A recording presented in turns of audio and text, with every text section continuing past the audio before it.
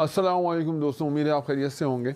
और अभी कल एक वीडियो हमने अपलोड की थी और वो तो खैर एक था रोज़मर्रा की ज़िंदगी से मुताल्लिक़। लेकिन आप यकीन मानें कि पाकिस्तान में रहते हुए या बस एक ही शेर जो है वो गालिब का कि दिल को रोऊं कि पीटूं जिगर को मैं, दिल को रोऊं कि पीटूं जिगर को मैं, मक़दूर हो तो साथ रखूं नोहा गर को मैं।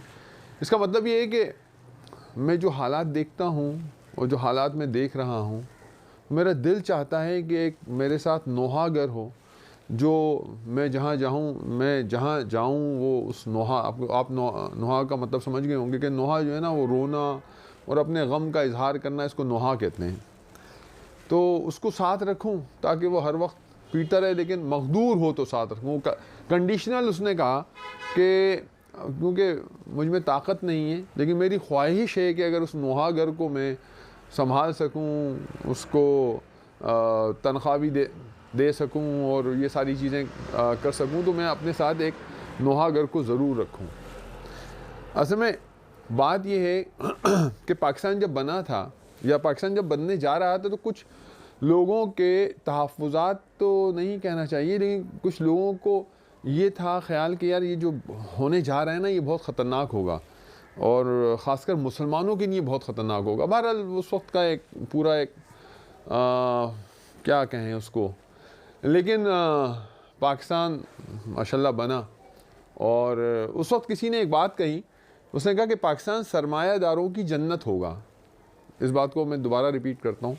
जब पाकिस्तान बन रहा था तो एक बहुत बड़े दानिश्वर थे और बहुत बड़े आदमी थे, उस वक्त उनकी बात को नहीं सुना गया, लेकिन उन्होंने कहा, उन्होंने बहुत सारी चीज़ें कहीं, वो मैं कभी उस पर भी आपसे बात करूँगा, जो 100% सही हैं। हर आप पूरा यानी एक तरह से ये समझें कि एक बात भी उनकी गलत नहीं हुई। जितनी बातें कहीं और लिख के दी, बातें कहीं नहीं, एक होता है कि मैं कह रहा हूँ और ये तो खैर अभी रिकॉर्ड हो रहा है, पहले आदमी कहते थे वो लिख के दे दी, लिख के कि ये लो, ये साथ रखो। तो वही कुछ हो रहा है और उम्मीद है कि आगे भी होता रहेगा। अब हमारा काम, क्योंकि मेरा काम है प्रॉपर्टी का, तो बात हो रही थी कि उन्होंने कहा कि पाकिस्तान सरमायादारों की जन्नत होगा। अब सरमायादारों की जन्नत पाकिस्तान आप भी समझते हैं, अब वो जन्नत है, पाकिस्तान सरमायादारों की जन्नत है, इस बात को आपको खूब मालूम है।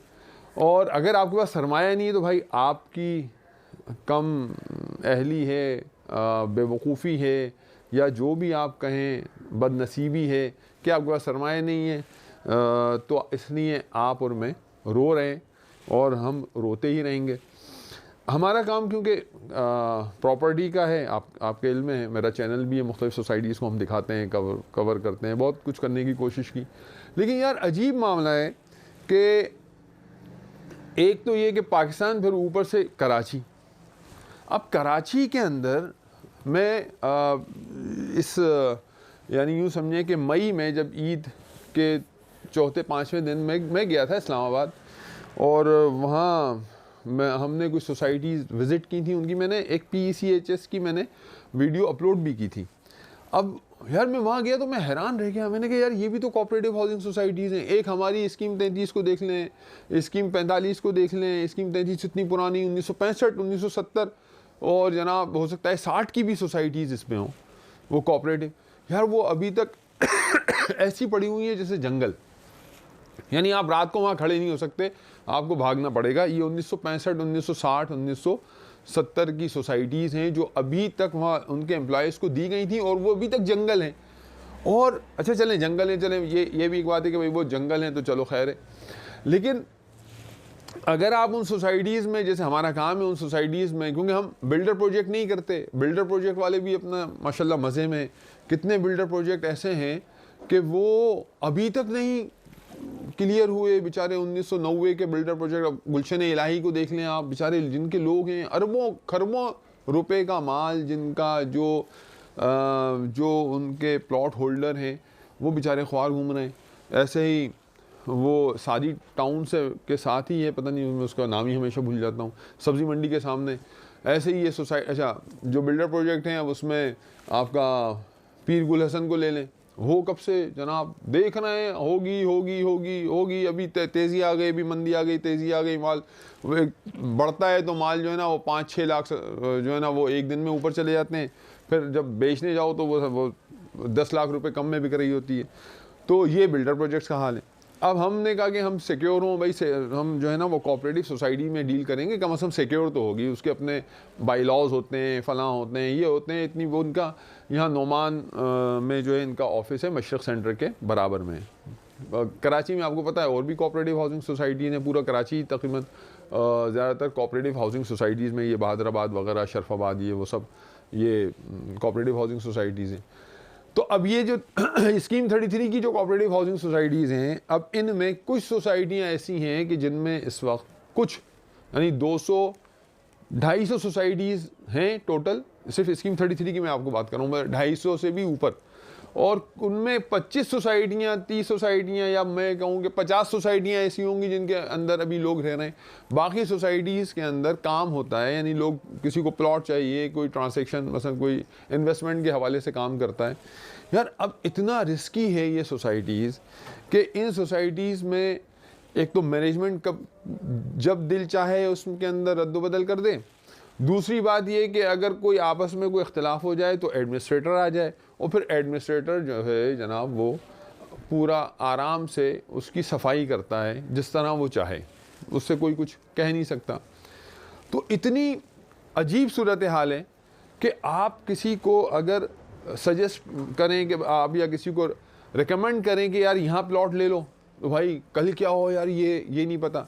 अभी एक सोसाइटी है, बहुत साफ़ सुथरी सोसाइटी थी, TNT, telephone cooperative telephone employees cooperative housing society, ये भी 1965-70 की है।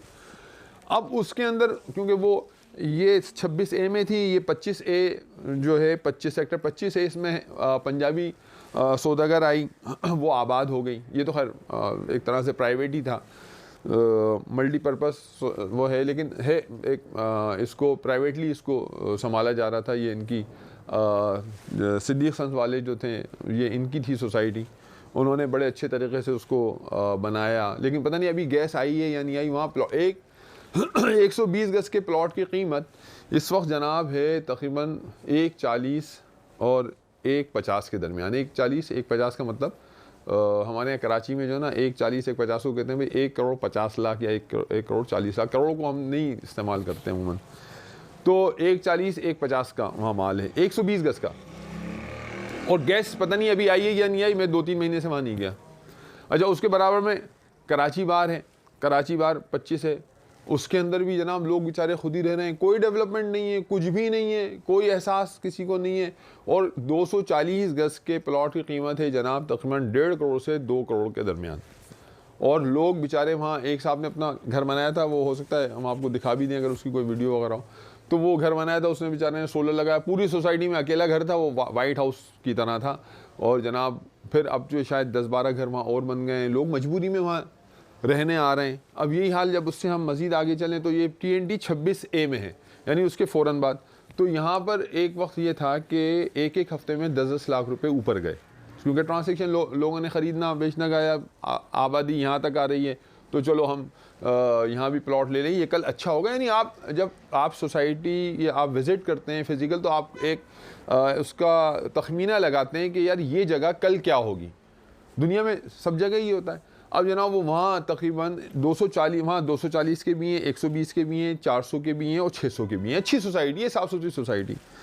अब क्या हुआ वहाँ 240 जो है वो तकरीबन 125 130 तक का, वहाँ 125 तक का तो वहाँ गया, ठीक है। वहाँ ये भी हुआ कि एक हफ़्ते में 15-15 लाख रुपए भी ऊपर बढ़े। हमने ख़ुद लोगों को दिलवाया, जिनको कुछ को दिलवाया उनको नफ़ा भी हुआ, और कुछ को दिलवाया तो वो बेचारे परेशान भी हो गए कि फिर वो एडमिनिस्ट्रेटर साहब वहाँ थे, उन्होंने उसको कहा कि हम पोजीशन दे रहे हैं, ये दे रहे हैं, वो दे रहे हैं। अब वो क्या एक मसला बना हुआ है कि जनाब वो 2 ग्रुप्स हो गए और वो आपस में लड़ रहे हैं। अब एक जिस आदमी का प्लॉट है वो बेचारे उसने अपनी जमा पूंजी खर्च करके एक प्लॉट अपने बच्चों के लिए, अपने घर की छत करने के लिए लिया।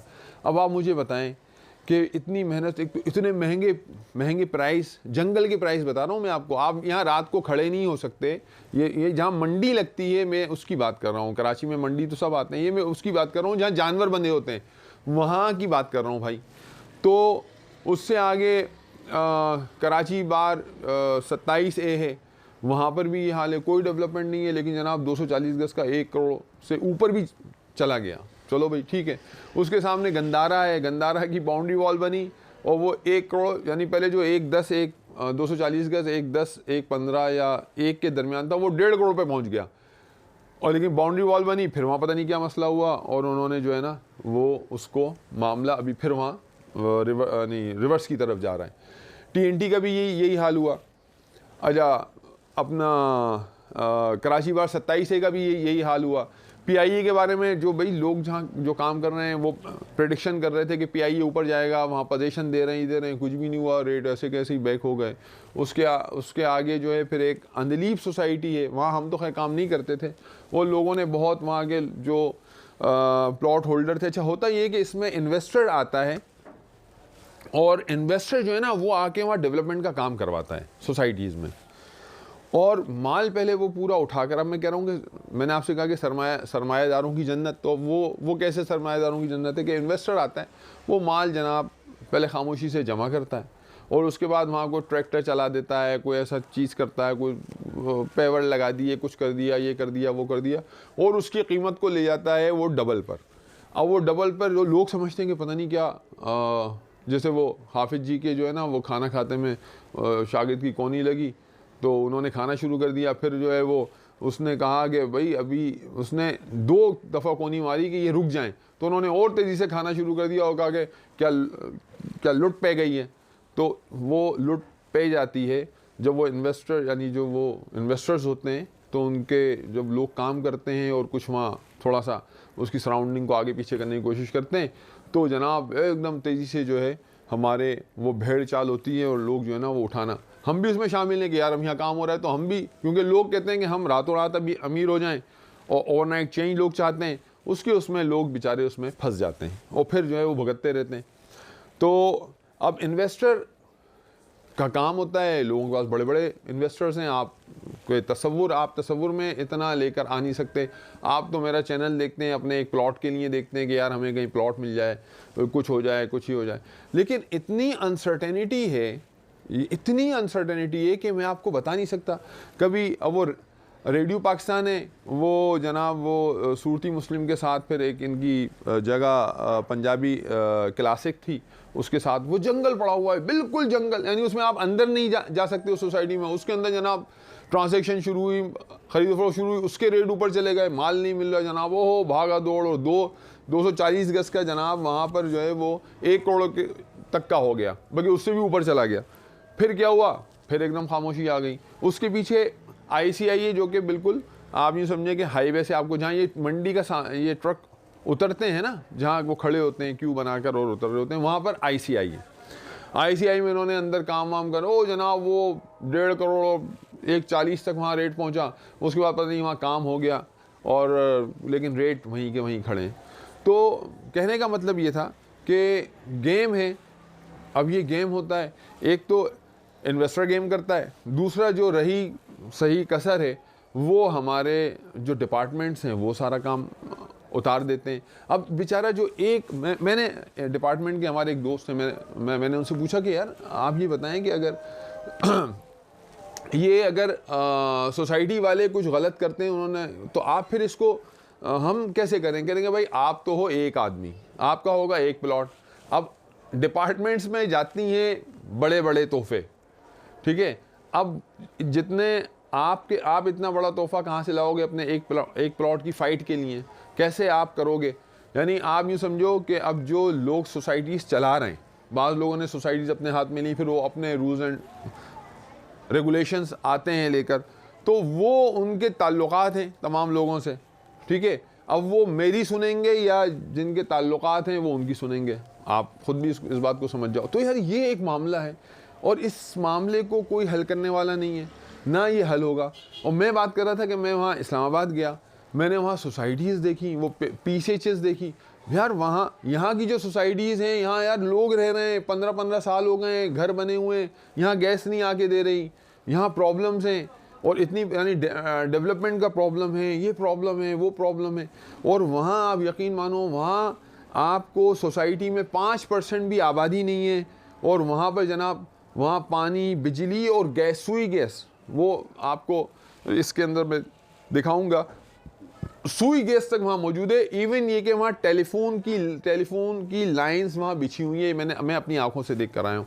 तो तमाम सोसाइटी का यही है। तो अब ये आप मुझे बताएं कि ये जो रूल्स हैं ये यहाँ कराची के लिए अलग हैं और वहाँ के लिए अलग हैं। अगर वहाँ के लिए अलग हैं तो यार ये कराची को क्या, बस यहाँ के जो लोग हैं उन्होंने क्या गुनाह किया है कि आप उनको उनकी चीज़ नहीं मिल पा रही है। अगर उन्होंने ख़रीद भी ली, बेचारों ने पैसे जोड़कर या अपना कुछ बेचकर ख़रीद ली, तो वो भी अब इस हाल में कि वो मौजूद है या नहीं है। अभी एक और सोसाइटी है मोहम्मद बिन कासिम, ये बिल्कुल मेमार के पीछे। मैं अब क्या हुआ जनाब, मोहम्मद बिन कासिम में उन्होंने एक वो हैं साहब हैं, अब उन्होंने ये किया कि जनाब वहाँ पर 400 गज़ के प्लॉट थे, 200 गज़ के थे और 150 गज़ के थे। अब उन्होंने ये माल, यकीनन लोग ही ख़रीदते हैं ना, अब माल उन्होंने वो बिका माल, ठीक है। अब होता ये कि वो अपनी जो कमेटी है वो उसको करने के लिए अपने वोटर्स भी उनके होते हैं, ये सारी चीज़ें होती हैं। अब वो माल तो छोड़ें, चलें, वहाँ डेवलपमेंट का भी काम शुरू हुआ, लेकिन जनाब क्या किया, जो मैनेजमेंट कमेटी है वो क्या कर रही है कि आपके 400 गज़ का प्लॉट अब 400 गज़ का नहीं है, अब वो 120 गज़ का है, और 200 गज़ का प्लॉट वो 200 गज़ का नहीं है, वो भी 120 गज़ का, और 150 गज़ का भी उन्होंने 120 का कर दिया। आप मुझे बताएं यार ये क्या हो रहा है, इसको कौन सुनेगा, ये कौन इसको देखेगा, यार कुछ है ही नहीं।